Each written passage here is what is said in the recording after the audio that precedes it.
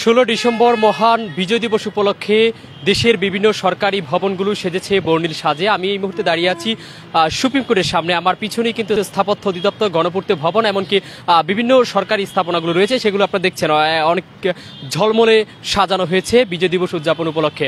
1971 সালের এই 16 ডিসেম্বর বাংলাদেশ পাক হানাদার বাহিনী মুক্ত হয় এবং স্বাধীন বাংলাদেশের অভ্যুদয় ঘটে। তো সেই দিনটিকে স্মরণীয় করে রাখার জন্য প্রতি বছরই বাঙালি জাতি বিভিন্ন কার্যক্রম করে দিনটিকে স্মরণীয় করে রাখে। তার ধারাবাহিকতায় আজ কিন্তু বিজয়ের যে আগের রাত, সেই মহেন্দ্রক্ষণের রাত কিন্তু এখন এই রাতটিকে স্মরণীয় করে রাখার জন্য কিন্তু স্থানীয় বিভিন্ন আমরা দেখেছি সরকারি দপ্তরগুলোতে বর্ণিল সাজে সাজানো হয়েছে, অত্যন্ত চমৎকারভাবে আলোকসজ্জা করা হয়েছে। আর সেটি দেখার জন্য কিন্তু অসংখ্য মানুষ এখানে ভিড় করছে। আমরা দেখছি অনেকেই তাকিয়ে তাকিয়ে দেখছে স্বাধীন বাংলাদেশের প্রতিশ্রুতি এবং যে স্বাধীন বাংলাদেশের অভ্যুদয় ঘটেছিল 1971 সালের 16 ডিসেম্বরের, সেই দিনটিকে অনেকেই কিন্তু স্মরণীয় করে রাখার চেষ্টা করছে। আমি যদি একটু আপনাদেরকে দেখানোর চেষ্টা করি, এই সড়কটির অপর পাশে কিন্তু রয়েছে পররাষ্ট্র মন্ত্রণালয়, এমনকি এটি স্থাপত্য অধিদপ্তর, এর পাশেই গণপূর্ত ভবন এবং এটি বাংলাদেশ সুপ্রিম কোর্ট এবং অপর পাশে যে হাইকোর্ট রয়েছে। পুরো সরকারি বিভিন্ন স্থাপনাগুলোকে অত্যন্ত চমৎকারভাবে সাজানো হয়েছে।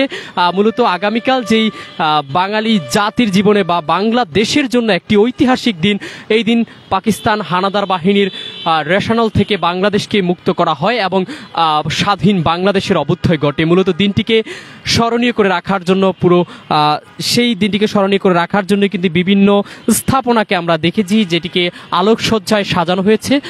এই দৃশ্যটি আসলে খুবই মনোমুগ্ধকর। পুরো স্বাধীন বাংলাদেশের একটি প্রতিশ্রুতি কিন্তু দিচ্ছে এই দৃশ্যগুলো। আসলে সচরাচর এমন দৃশ্য কিন্তু প্রতিনিয়ত দেখা যায় না, যদিও মূলত বছরের এই একটি নির্দিষ্ট সময়ই প্রতিষ্ঠানগুলো আলোকসজ্জা করা হয় এবং এই নতুনত্ব একটি রূপ দেওয়া হয়।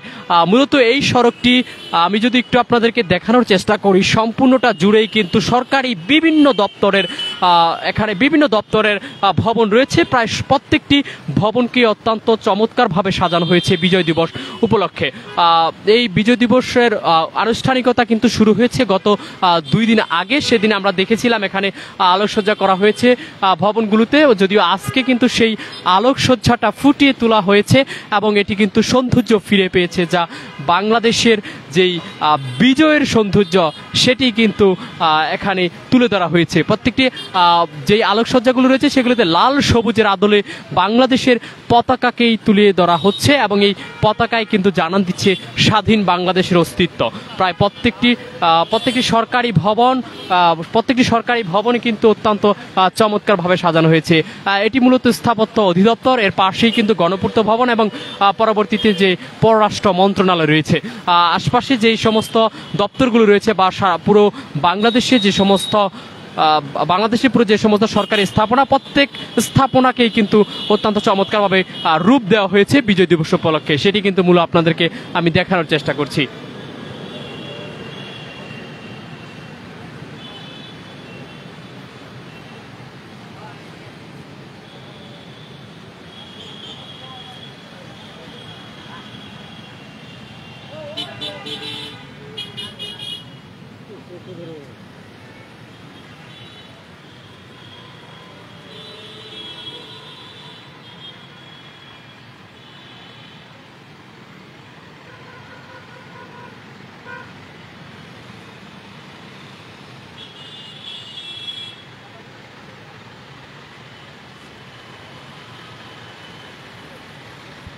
দর্শক, আপনারা দেখছেন মূলত 16 ডিসেম্বর বাংলাদেশের মহান বিজয় দিবস উপলক্ষে সরকারি বিভিন্ন স্থাপনাকে আলোকসজ্জায় সাজানো হয়েছে, বর্ণিল সাজে সেজেছে এবং লাল সবুজের পতাকার আদলে আলোকসজ্জাটি করা হয়েছে।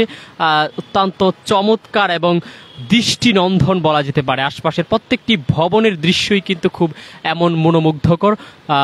যতটুকু আপনারা দেখতে পাচ্ছেন হয়তোবা বুঝতে পেরেছেন, বিজয় দিবস উপলক্ষে কিন্তু এই কার্যক্রমটি করা হয়ে থাকে, যেটি সচরাচর বছরের সব দিন থাকে না। আমরা দেখেছি গত 3 দিন আগেই কিন্তু এর কর্মসূচিটি করা হয়েছিল, যদিও আজকে সেটি ফুটিয়ে তোলা হয়েছে অত্যন্ত চমৎকারভাবে। এটি সুপ্রিম কোর্ট এবং পার্শ্ববর্তী হাইকোর্ট, এর সামনে অবস্থিত গণপূর্ত ভবন এবং গৃহায়ন অধিদপ্তর পররাষ্ট্র মন্ত্রণালয় সহ প্রত্যেকটি অধিদপ্তরের কেন্দ্রীয় ভবনগুলো ঠিক এইভাবে লাল সবুজের পতাকার আদলে সাজানো হয়েছে। আজ এই লাল সবুজের আদলের এই সাজসজ্জা দেখেই কিন্তু আসলে বাঙালি জাতির যে গৌরবময় ইতিহাস, ৩০ লক্ষ শহীদের ইতিহাস, সেই ইতিহাস কিন্তু ফুটে উঠছে গণমানুষের চোখে।